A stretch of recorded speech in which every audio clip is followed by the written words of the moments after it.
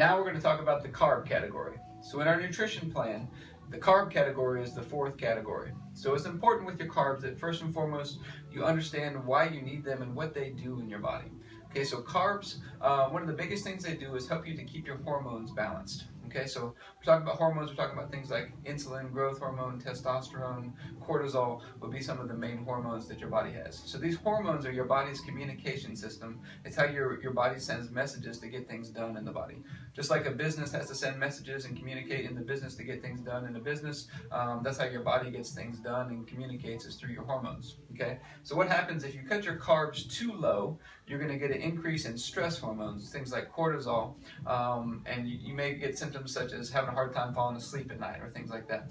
If your carbs get too high, then your insulin levels will get too high and you may end up storing more body fat. Okay, so the importance with the carbs is to get the right kinds and the right amounts so that you keep your hormones balanced. Okay, carbs are also one of the main fuel sources for your workout. So if you're working out regularly, which we hope that you are, carbs are going to be one of your main fuel sources to keep you having good workout performance. Ideally, what kind of carbs do we want to be eating?